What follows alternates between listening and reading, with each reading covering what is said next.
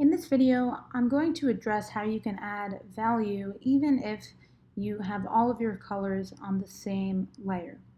So instead of selecting based on the color, which would be using holding down Command while you select the thumbnail, I'm going to hit Command D or Control D to deselect.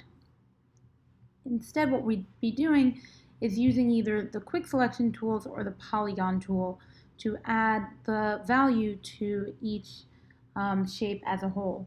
And instead of using the eyedropper tool to get the color and then use the slider to find the lights and the darks, we're just going to use gray for the highlights, a light gray for the highlights and a dark gray for the shadows, and then use the blending mode to make it look better on each color. And here's how you do that. The first step is to make a new layer, and this layer should be on top of your color but underneath your lines. And on this layer, we're going to be drawing our highlights and our shadows. Really, we're going to have one layer for highlights and one layer for shadows.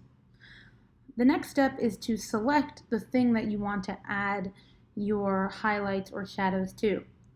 First, I'm going to select this teacup to do a highlight to, and then I'm going to do the cupcake to add a shadow.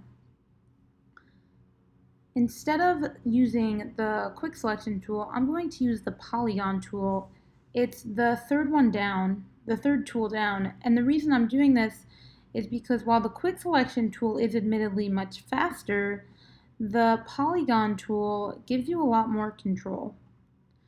With the quick selection tool, it's deciding what to select based on where it thinks the lights and the darks are. So if it detects a whole shape, which it's pretty simple for it to do because of these bold lines, then it will do that. But I want to select my entire shape, not just the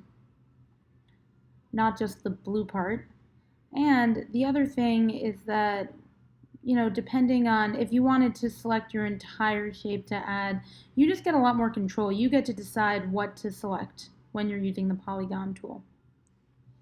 Okay, the next step is to get the paintbrush. You can do that with the letter B. Now you can so I'm in the brightness cube right now. We could either go all the way down to white to get the slider for our lights and our darks, or we can go to the grayscale slider and then we can select our grays right here percentage-wise. I'm starting with my highlights, so I'm going to do something kind of bright. Let's go with 30% gray. And you can choose your paintbrush over here. I'm just doing a default paintbrush, and I want it to be a little bit soft. So I chose the softer one, and at 60 pixels, I think that should be good. If it's too big, we can always make it smaller. If it's too small, we can make it bigger. And I'm just painting a few strokes here to indicate the highlight. And now I'm going to make some strokes on the saucer. Let's add something here. Maybe we can add something here to cover the purple, and like that.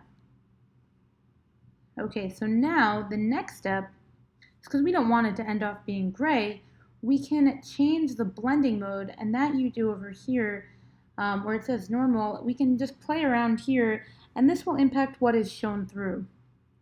That makes it a little bit hard to see. I don't think that works here. We could just go with the one. We could just keep hovering over until we find one that looks nice. I think soft light is what's working the best for me, but I always like to check all of them just to see what all the options are. This one is giving us the color opposites.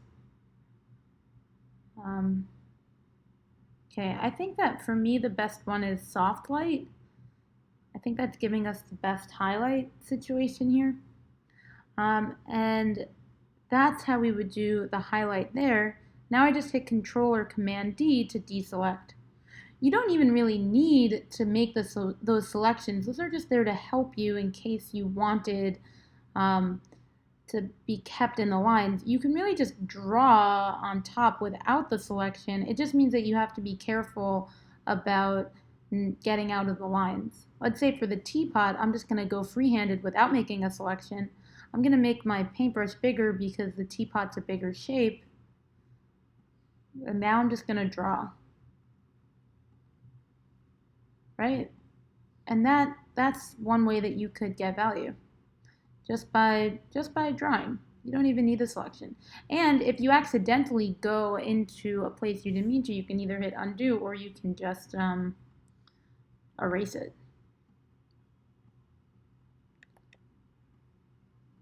And then we can go here.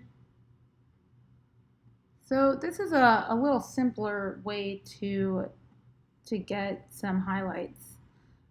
Just by painting without the selections. It's nice to know about the selections as an option. I think that that's not in the right place. That's not where the sun would hit it. The light would hit it. That's where the shadow would be. What's nice about having the selections is that it keeps your paintings neater, but if you don't have good layers for selecting, you still can do these highlights. The next step would be to do the shadows. And it's the exact same thing. I'm even going to do this again without making selections. And now I'm going to go to 70% so we can get a much darker gray. And then let's get a smaller paintbrush because now we're doing the this cupcake area, which is a lot smaller. So here I'm just adding the gray. Let's get a little bit bigger.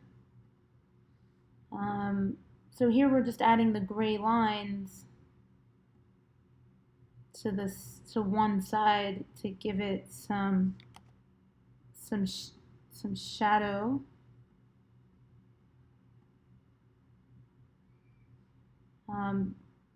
In this version, I have the highlights on the right closer to the tool, so I'm making the shadows on the left closer to the windows. Now, these aren't the neatest lines that I'm painting here because I'm vying for speed as opposed to accuracy just for the sake of the video. Now let's say I wanted to get my shadows on this side. See, I did get it over there, so now I'm going to use the eraser to get rid of it. Now I can go to the paintbrush to get some highlights elsewhere. I don't like that one so much, but this could be nice.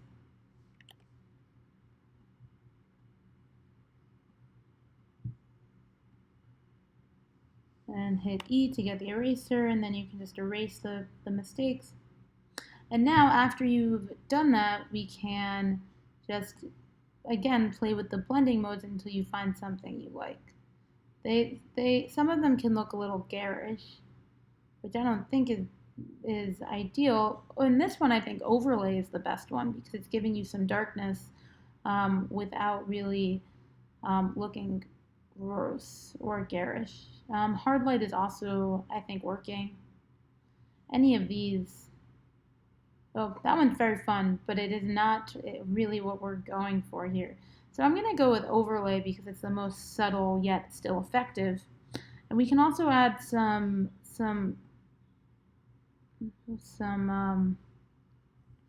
shadow to our cookie. If it might be easy. Oh, it's not painting, so I'm using the eraser. Something I want to stress is that it's really a lot easier if you are doing this on its own layer. You can't change the blending mode effectively if all of your stuff is on the same layer. So even if you have already done a lot of the coloring on its own layer, you don't necessarily have to redo that, but when you're doing the value, the shadows and such, and the highlights, make sure that you do that on its own layer. If you have any questions, please let me know.